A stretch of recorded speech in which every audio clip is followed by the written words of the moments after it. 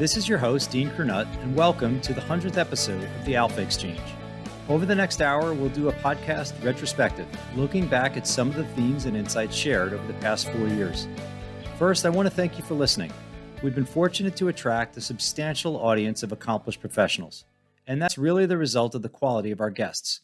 I want to express sincere gratitude to our guests for taking me up on the invite to come on our show. A little bit of background before we get underway. About this time, 4 years ago, I thought about launching a podcast. I'd started listening to podcasts myself, mostly market-focused, and thought I was getting a lot out of them. Instead of the necessarily quick hit and sound bites that generally emerge from listening to CNBC or Bloomberg, I found the podcast, when well done, to allow the guest to share his or her framework and to give the listener a chance to think carefully about the insights offered. I felt I was in a good position to create something unique, and ultimately, the Alpha Exchange is part of my own search for answers in this very humbling sport we call high finance. Having listened to Capital Allocators podcasts, I was lucky enough to stumble across a tweet from Ted Seides thanking his editor, the podcast editor, Matthew Passy. With Matthew's guidance, we bought some equipment, registered with the various podcast hosting centers, secured some opening music, found a name, created some artwork, and were quickly up and running. 4 years after our first episode in 2018, we've reached number 100. What I've sought to do through these discussions is to make a contribution to our industry's understanding of risk. That literally is the alpha that I hope emerges from the exchange. One way we do this is by looking backwards, reviewing consequential periods of market disruption. There's an old saying that, quote, history is a foreign country. If that's the case, I say that the history of risk is on another planet. We learn the most by studying the periods when things go horribly wrong. But a human condition and weakness is simply that we forget. Risk management suffers from a failure of the imagination. In discussing the events, then, my hope is to raise the antenna of our listeners, perhaps planting a seed for further investigation or alerting you to a vulnerability previously unappreciated. My own skill set is in derivatives and in trying to use optionality effectively to either take or reduce risk. You'll hear a lot about terms like convexity and skew and correlation in these discussions. We talk a lot about monetary policy, price signals, inflation, and market liquidity. But ultimately, I come back to some version of the same question. Where can capital be allocated, both offensively and defensively, to achieve better risk-adjusted returns? So let's get into it and do some review.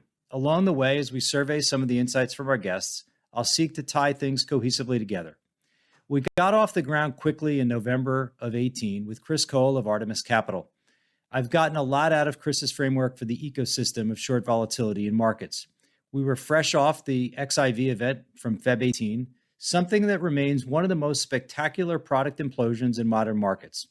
Recall the 2017 precursor to this Feb 18 blowup was, unbelievably, a year in which the VIX spent more than 50 days below 10, and realized volatility on the S&P was a paltry 6.7%.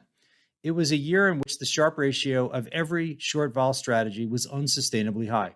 Here's what Chris said. Volatility has been elevated from a statistic to a player on the field. Volatility is no longer describing the game. The price of volatility has become an input into the very models that are being used to sell the volatility. So volatility is no longer just a statistic measuring the game on the field. It is actually a player on the field impacting the game.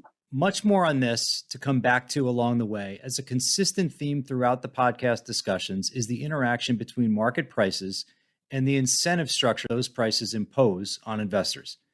I like to say that winning trades attract interest, sponsorship, and capital, and no trade was more, quote, winning than Bernie Madoff's split strike conversion trade. As the Alpha Exchange was underway, December 18 was approaching, and so too was the anniversary of the uncovering of the Madoff fraud. I will not forget being on a train in December of 2008, amidst the financial crisis and seeing the Bloomberg headline. Only one word came to mind immediately: Marco Polis. I had met Harry years earlier in 2002 for a meeting in Boston to discuss variance swaps. On my way out, he turned to me and said, "You ever heard of Madoff?" I said, "Yes, I have." He said, "It's a Ponzi scheme." Well, he may be skimming from the market-making business. He paused for a second and said, "No, it's a fraud. I know it." On the Alpha Exchange, he said this. I knew it had to be a Ponzi because his returns were basically up at a 45-degree angle And we don't have 45-degree angles in finance. They exist in trigonometry and geometry. They might exist in physics, but not in finance. We don't get 45-degree return lines. And while Madoff is a tragic episode of outright fraud, there are significant corollaries to how the beliefs of market participants are shaped by what we observe.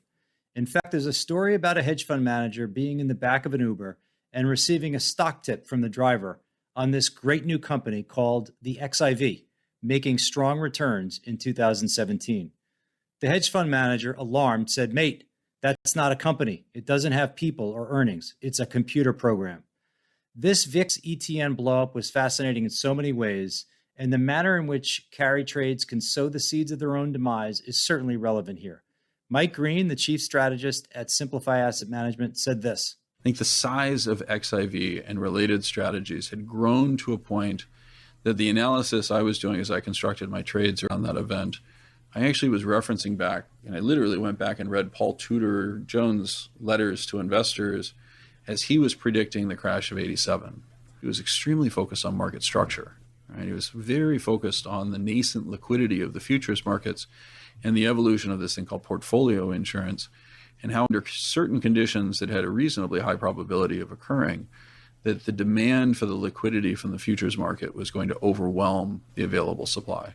That's what really the Volmageddon event was about. The systematic mechanism in which XIV, at the size of about $2.5 billion, and a related product, SVXY, which I think is about $1.5 billion, the size that those had gotten to required them to transact in a size that was basically 3x what would have been available on the futures market.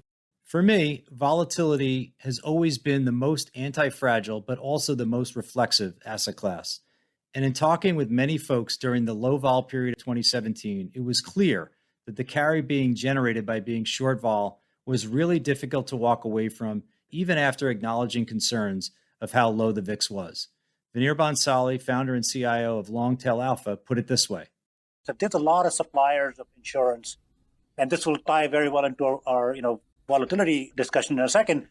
That can suppress the price of insurance. If the price of insurance is very low, that can lead to suboptimal construction, that can lead to people taking more risks and, building in areas or, underwriting projects that may or may not, be able to survive a large hurricane. So it's not the fact that the hurricanes themselves are predicted by catastrophic insurance selling, but it is the fact that the total amount of damage caused does react somewhat, maybe to a large degree, to a lot of supply of insurance, even in that market. The point is that when markets become accident-free, the competitive forces to sell accident insurance take underwriting standards into looser and riskier territory. A case in point is that from the middle of 2003 to early 2007, there wasn't a single day when the S&P 500 experienced a 2% move, either up or down. Over that period, the VIX would descend below 10, and credit spreads would narrow to the lowest levels we've ever seen.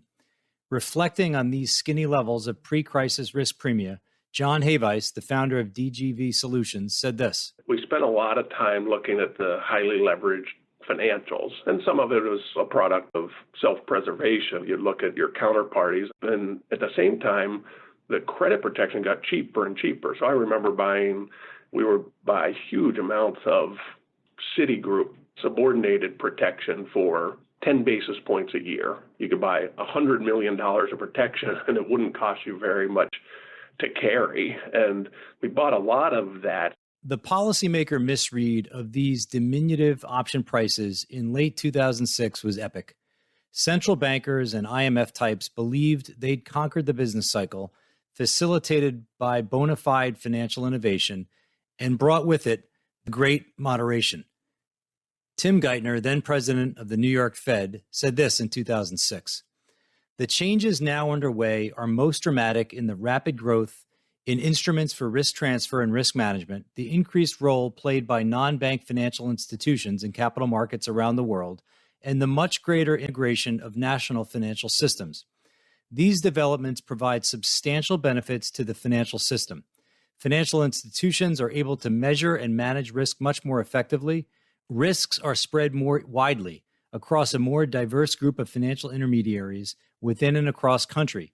These changes have contributed to a substantial improvement in the financial strength of the core financial intermediaries and in the overall flexibility and resilience of the financial system in the United States.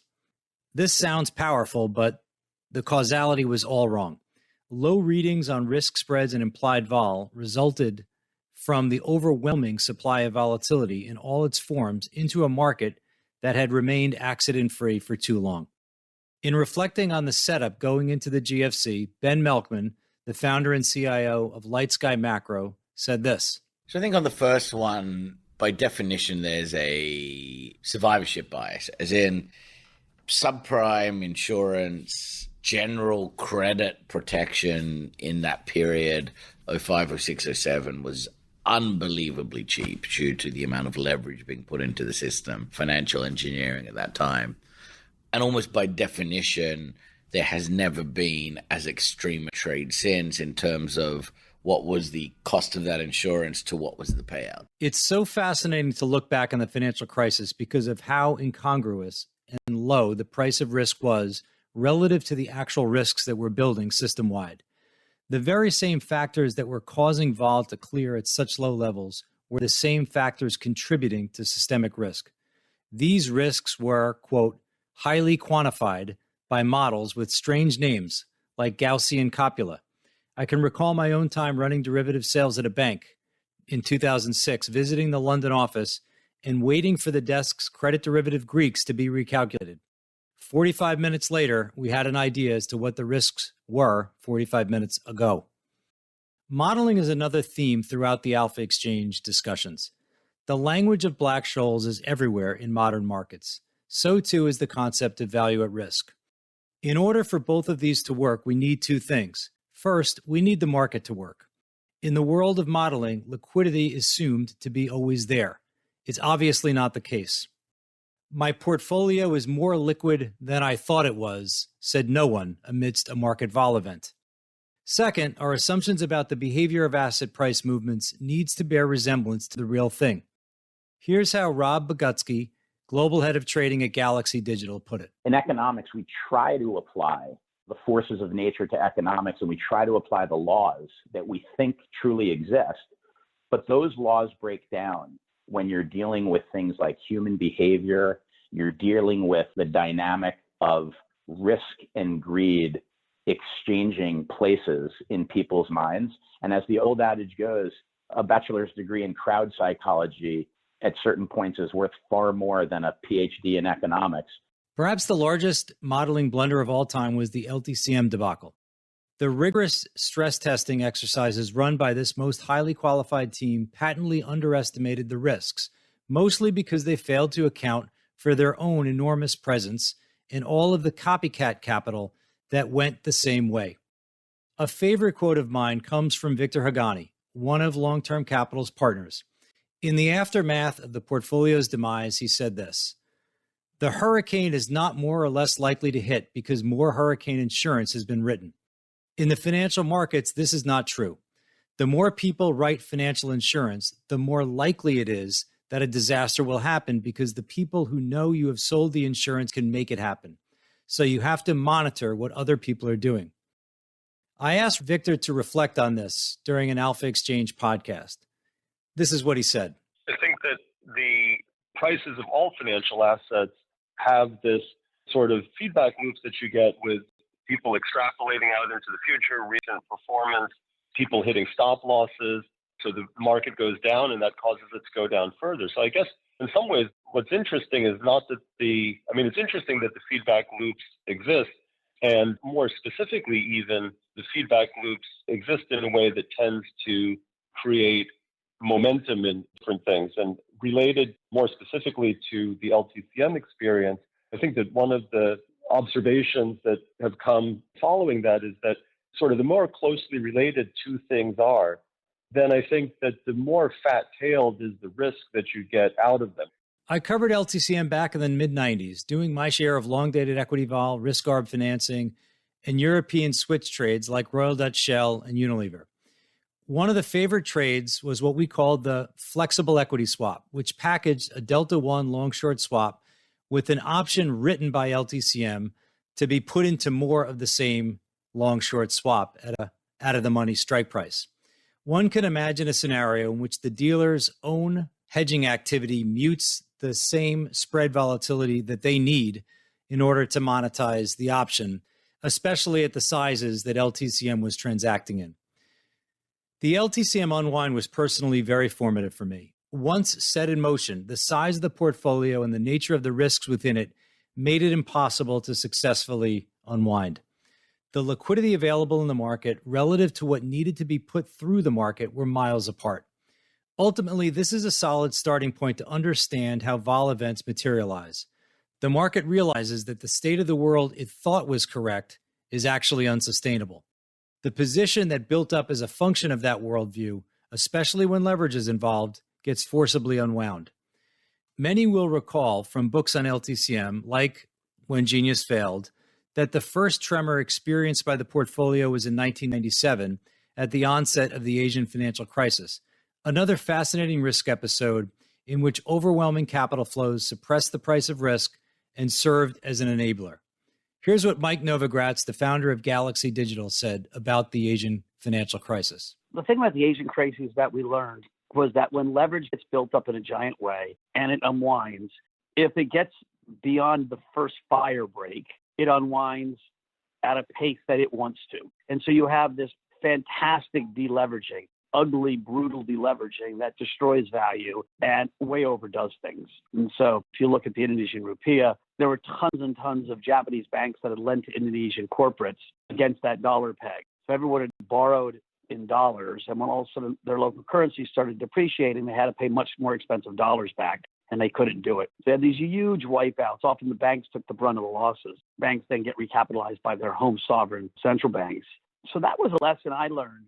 We don't see FX crisis events to the extent we used to, but there have been some meaningful episodes along the way. Nothing is more destabilizing to the citizens of a country than watching the money blow up.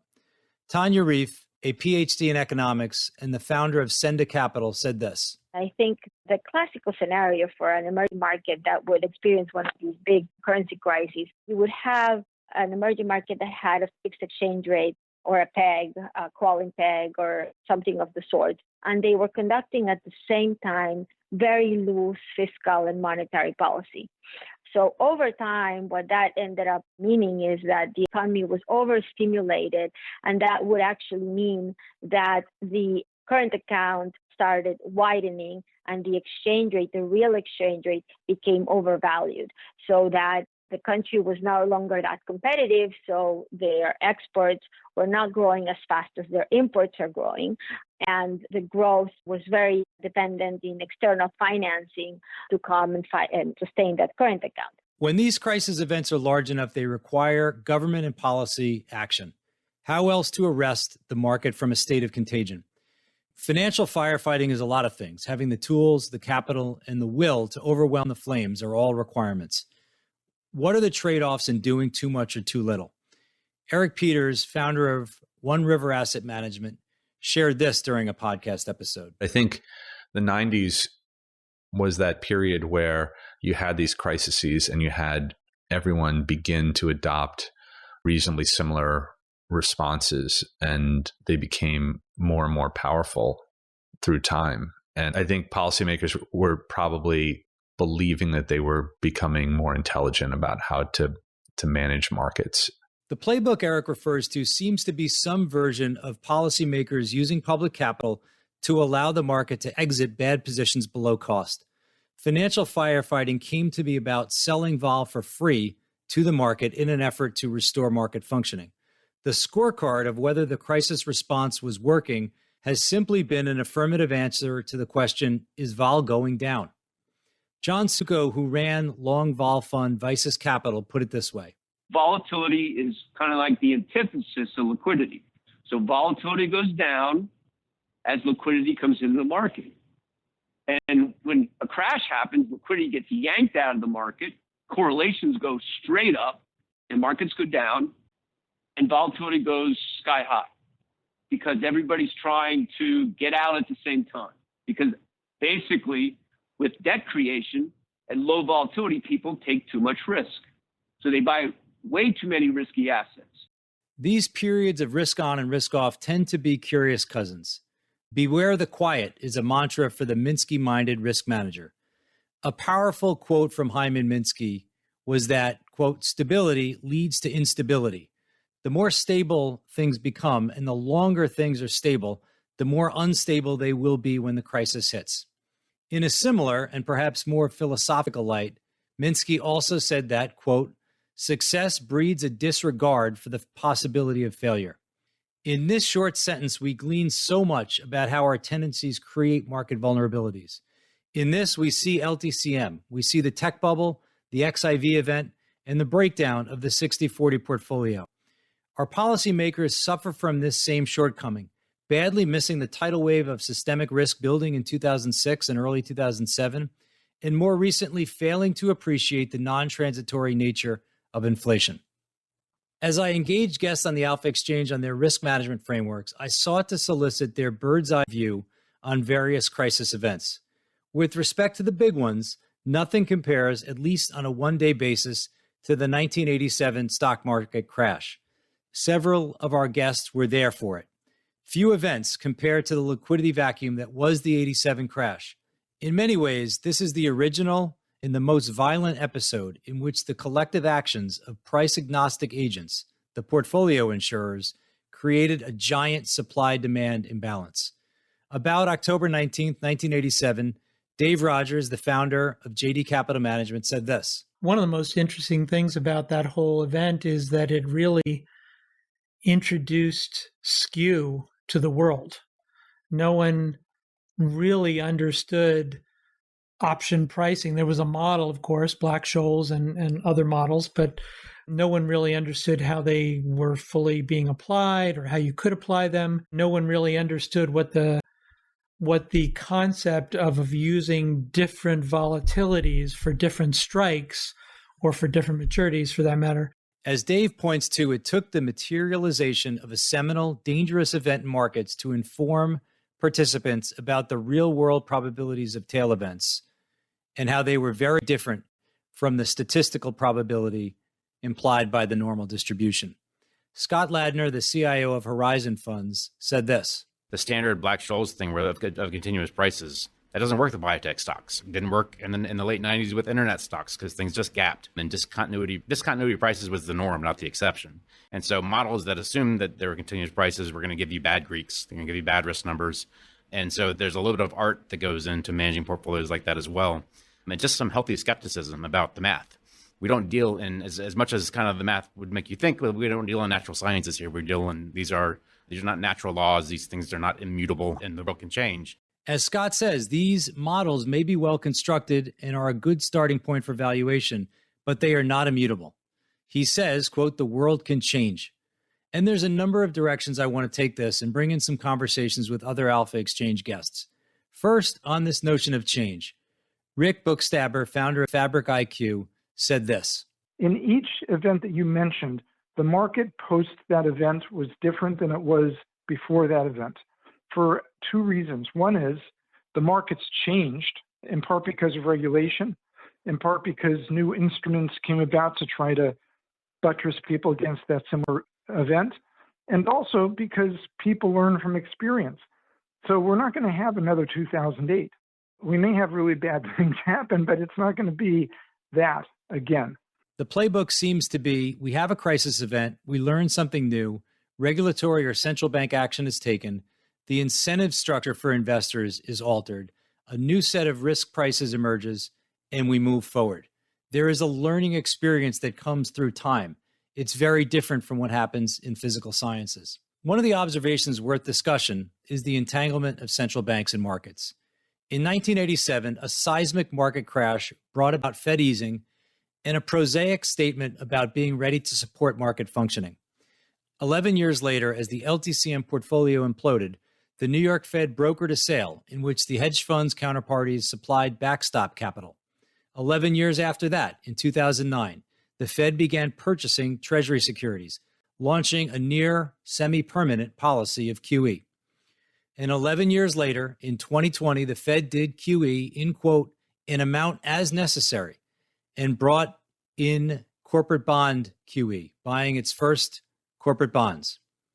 Jim Grant likes to say that the Fed cannot be both the arsonist and firefighter at the same time. Evaluating market prices becomes difficult when there is so much price indifferent capital impacting clearing levels. Former FOMC Governor Kevin Warsh said this: I wish these prices were helping inform policymakers about what's around the corner, what's over the hill. But because of the participation of governments in these markets, which again, in dark times, I understand, I appreciate, and I think sometimes unavoidable, but because I'd say mistaken lessons learned from things like the taper tantrum, market participants see governments that are only moving in one direction in their participation in these markets.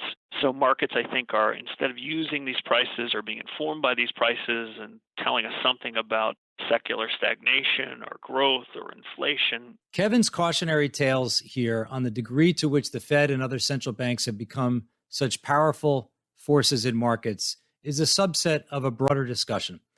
How do we model and extract signals from prices when these very prices are so influenced by participants in markets? Lindsay Politi, the head of inflation strategies at One River Asset Management, pointed to the impact of the Fed's presence in the mortgage market, saying, I think there are a couple of things that are different about the markets now than at the beginning of my career that will probably make a bit of a comeback once central banks exit more seriously. The first one is the negative convexity of the market, with the Federal Reserve holding so much of the mortgage market in the U.S. and not delta hedging that exposure. Ray Iwanowski, the co-founder of Secor Asset Management, said this: I think many quant models at the time and even now assume pricing is exogenous, meaning you observe market prices and then you act on those observed set of market prices, where, a lot of times, especially if you're sizable, or fast forward 10 years, especially if you're in doing the same things as others, is pricing becomes endogenous. As you try to trade, you're moving prices in a direction against you. And then that's sort of your classic liquidity spiral where, things can go horribly wrong. This notion that market prices are not endogenous to the market itself ties into a number of themes that I find myself always coming back to. First, I love the old quote from Passport Capital founder John Burbank, who once, with remarkable efficiency, said that, quote, price is a liar. I've always loved this and pointed to the low 20 basis point pricing of CDS on large banks like Morgan Stanley in early 2007, even as the U.S. banking system had become dangerously leveraged with toxic assets, as a great example of when price was lying. Financial assets, and especially volatility, can be subject to highly reflexive cycles of low and high vol. Rick Bookstaber did a great job describing a cornerstone of the risk philosophy of George Soros. The idea that we are not only in the market, but we are the market. And that when we see things and take action based on it, that itself changes the market, which in turn changes us. There's a related theme here that market prices invite trades that lead to results, sometimes vastly successful and sometimes resulting in giant losses. Winning trades get bigger. There's a great quote from Ben Franklin on compound interest. He says, quote, money makes money, and the money makes more money. The modern day version of that is the carry trade. What's a carry trade? It's one that has a high probability of success, but a negatively skewed profit distribution. The old adage that short vol traders eat like birds, but shit like elephants is an apt description of the risk profile of a carry trade. When these trades work, the profits get stuffed back into the same system that rewarded them for doing so the last time. The margin of safety can erode in the process. We fail to appreciate that the ground is shifting beneath us because prices convince us otherwise. Prices play a huge role in telling us what to believe. But, as Burbank says, prices lie. Our intoxication with prices leaves us vulnerable to missing the forest for the trees. Ben Melkman put it this way. What also often happens in big paradigm shifts is people are willing to sell you vol because you've been in one state of the world when you're going into a completely different state of the world. So a great example would be, again, major political events. So if you look at what happened, for example, in 2012 into 13 in Japanese yen and Nikkei, Japan had done nothing for years, for the 3 or 4 years, certainly until the crisis. Vol was at the lows. all the skew to vol was to yen appreciation or Nikkei weakness. With regard to regime changes, none has been more profound for the market than COVID-19. The massive economic sudden stop, let's call that acronym MESS, created a burst of volatility that wreaked havoc on asset prices, required the government to rescue the risk-free asset itself, and led to the rare bipartisan government support in the many trillions of dollars. Trades that were short vol, especially in equities, were carried out. A prominent area of investigation on the Alpha Exchange has been the March 20 market crisis. Over my 30-year tenure in markets, there's no equivalent to 3 successive days when the S&P 500 moved down 9%, up 9%, and then down 12%. Clearly, the market was reacting to the almost unthinkable implications for the economy and corporate profits. So the market absolutely should have been very volatile. But there's also the setup going into March. Was there positioning that was especially vulnerable to a shock? Here's what Ben Eifert, the founder and CIO of QVR Advisors, said. You just saw every manner of toxic tail risk, flavors of different short variance types of trades, both really short term, a lot of effectively caps on variance or call options on variance that banks were buying from hedge funds. Lots of long-term S&P variance, either outright or as spreads against other products, skew locks, hedge funds selling banks, variance conditional on a large down move in the equity market versus buying variance conditional on an up move on the equity market. It's not a question that has a direct answer, but trying to disentangle the extent to which the market was reacting to the significance of what it had learned and the extent to which the market trades themselves served as an accelerant to all that volatility is a useful exercise. Through my discussions with many in markets, I think this is a case of both. There were trades that underwrote deep tails. For example, the Aimco trade that sold an uncapped variance swap versus being long a capped variance swap. You're paid very little for this, and in this case, with the S&P realizing 80 for a full month, the losses become enormous. This is short convexity at its most dangerous. Harley Bassman, the managing partner at Simplify Asset Management, said this. Convexity is always lurking near the scene of the crime. People are not built very well to handle negative convexity. Most of the big market-shaking events occur when people, investors, the market positions itself short convexity. We will never fully disentangle these, but the VIX breaking its prior high and getting to 83 is some toxic combination of the new state of the world and the positions that were in place when that new state of the world was discovered. The last 20 points in the VIX could have been vulnerable positions being forcibly unwound at any price in a market whose liquidity profile was already deeply compromised. That's how OTC derivative markets especially can break down.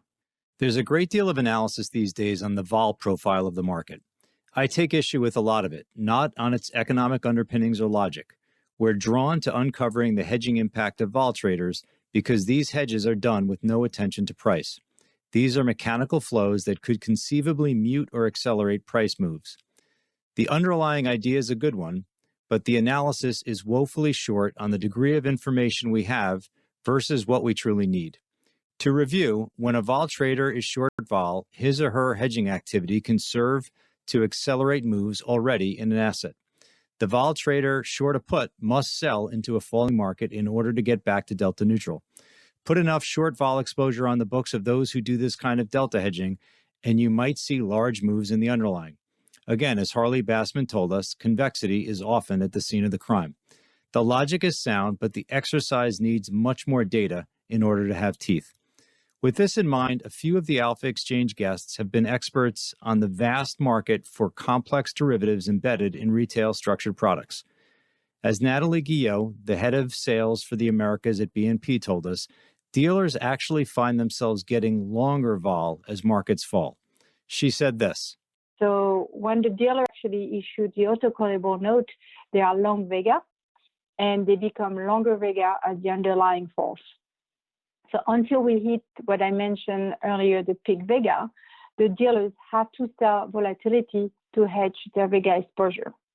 However, as we approach that peak Vega and the underlyings continue to fall towards the no-king barrier, the Vega profile may start to change and in fact may begin to decline. So this may cause the dealers who was previously selling options to hedge their Vega exposure to now start buying back volatility, which can actually put upward pressure on the volatility market. The vol profile of those who trade vol is really complex. There are surely listed options in lit markets that we can observe. But even understanding who is long and short and how they are hedging is impossible. In some ways, we are all delta hedgers. An overwriter who sells an upside call against a long stock position may be buying shares as the stock rallies so as not to be taken out of his or her full position. A dealer who is short SPX vol might be long a basket of single stock vol as part of a dispersion trade. That's a very different hedging protocol than being outright short vol. Adding to this, there are VIX futures and options, both listed in OTC. There are all sorts of third-generation risk premia products that either sell or consume convexity. And this structured products market is huge as well. Here's what Andrew Scott, the head of investor relations at Bach Options, said. That is the one byproduct of these retail structured products, that the monetization of that product is selling volatility. So this is the primary reason why Korea surpassed Japan as the largest retail structured product player globally. However, we take a snapshot and just look at the current universe of outstanding retail structured products for the first time in history. According to the team at Bank of America, U.S. retail clients actually account for the largest single country share. So it is no longer an Asian phenomenon. Of all the aspects of the market crisis that COVID wrought, it was the crash in the U.S. government bond market that fascinated me most. I recall speaking to folks absolutely in the know in the days preceding mid-March of 2020.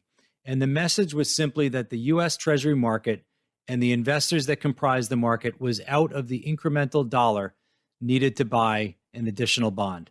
There was nothing left. Here's what Josh Younger, the head of fixed income derivative strategy at JP Morgan, said. Treasuries, of course, are the highest quality assets that these institutions could hold. They were considered interchangeable with cash in lots of different ways. The problem was, how do you turn a Treasury bond into cash?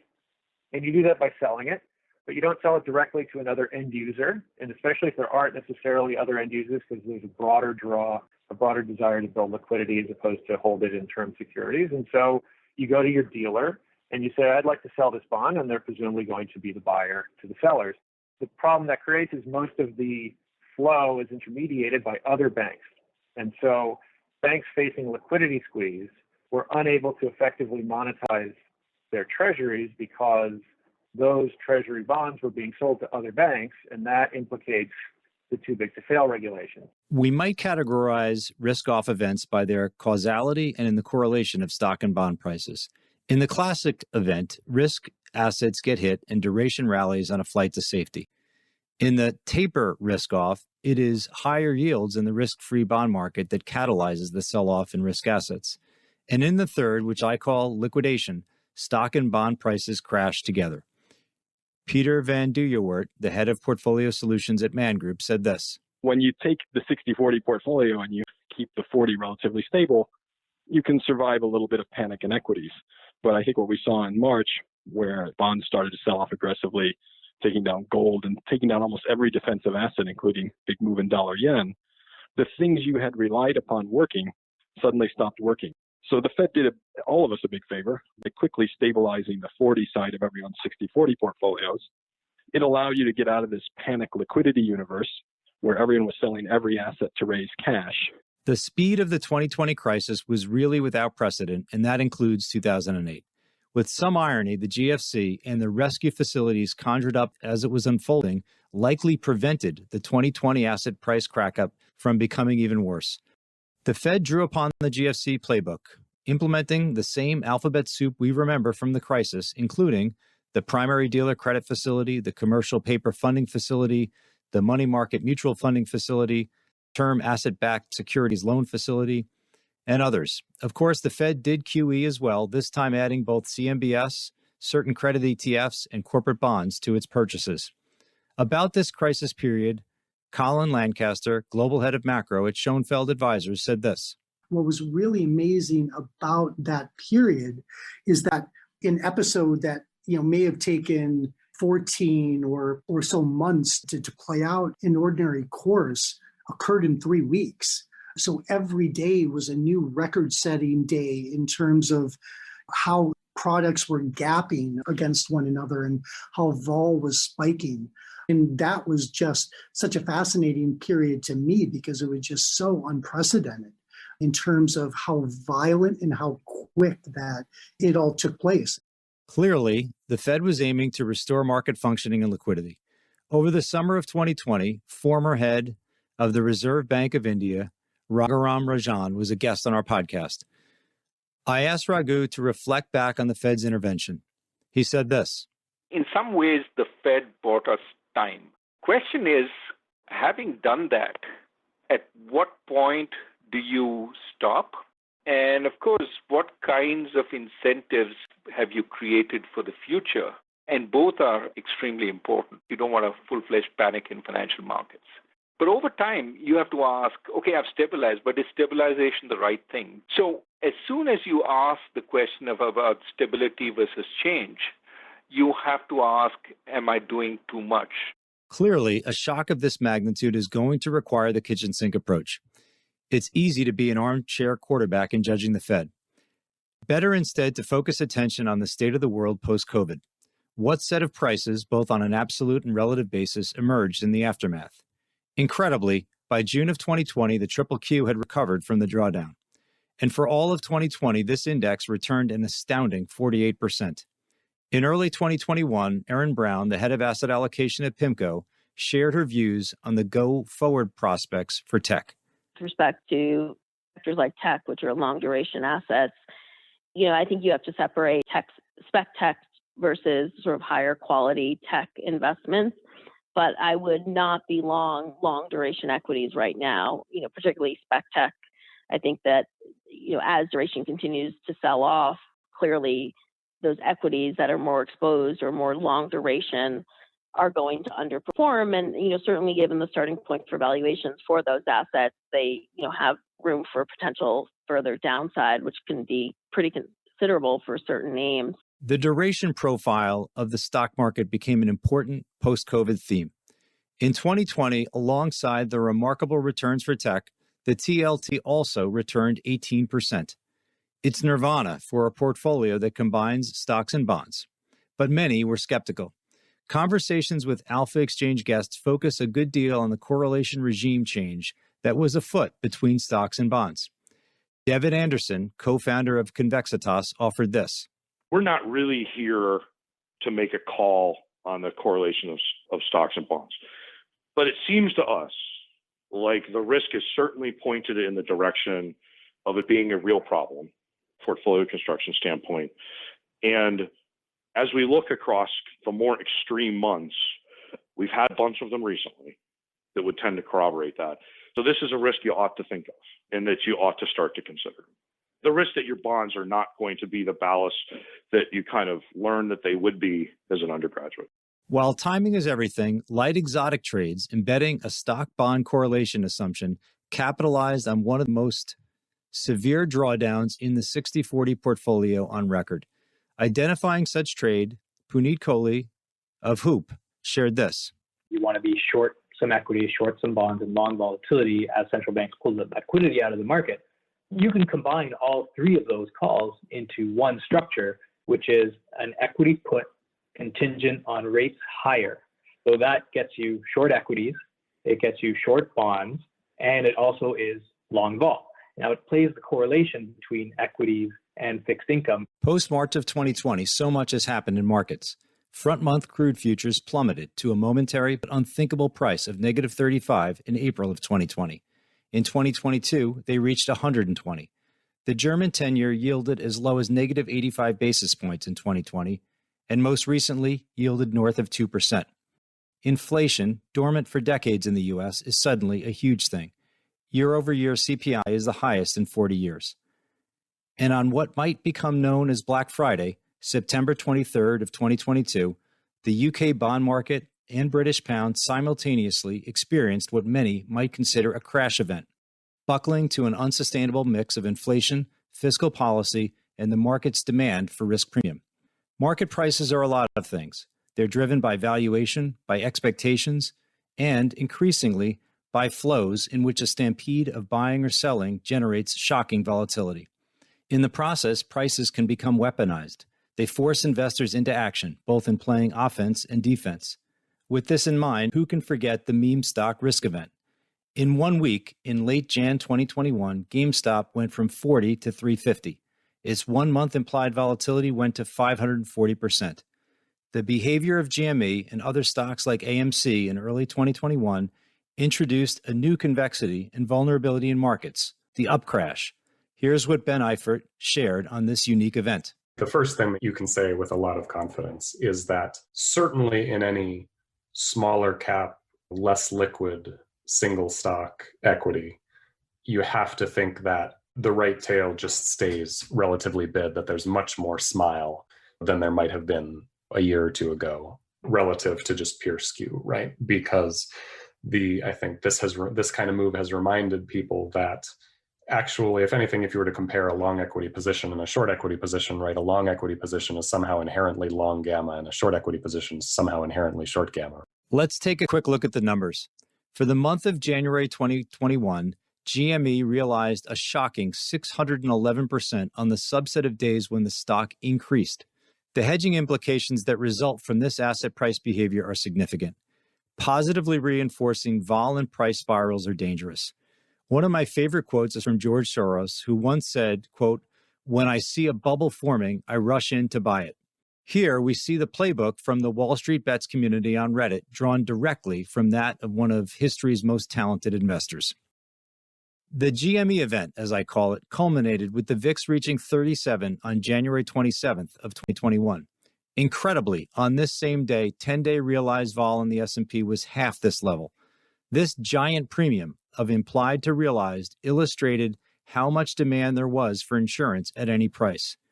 In a February 2021 interview, Thomas Petterfy, the founder of Interactive Brokers, said this, quote, "We have come dangerously close to the collapse of the entire system, and the public seems to be completely unaware of this, including Congress and the regulators." Petterfy pointed to the potential that exercised call options could have further generated a squeeze in GME that lifted the stock much higher in price. These tail events are of great consequence in markets. They occur with far greater frequency and in far greater magnitude than any of our models anticipate. There's an old saying from Mark Zuckerberg, who, in describing the hard-charging innovation that characterizes companies like Facebook in Silicon Valley, he said, quote, "Move fast and break things." In markets, we can modify this to move fast and things break. The thing about tail events is that they set in motion unanticipated outcomes. We've seen this so many times. Warren Buffett's old saying, "Only when the tide goes out do you discover who's been swimming naked," is applicable here. Our markets and the exposures within them are linked, sometimes in non-obvious ways. Move fast and things break is not just a traditional finance thing. We saw it recently in crypto. While the market for digital assets is not a main focus of the Alpha Exchange, I have enjoyed having guests like Ari Pine, co-founder of Digital Gamma, Rich Rosenblum, president and co-founder of GSR Markets, and Bill Birmingham, chief investment officer of the Osprey Funds, as podcast guests. In reflecting back on the massive unwind in crypto in 2022 and the nature of the implosion of the Terra Luna system, Bill Birmingham said this. The nature of decentralized finance and the ability to create recursive leverage inside of the system.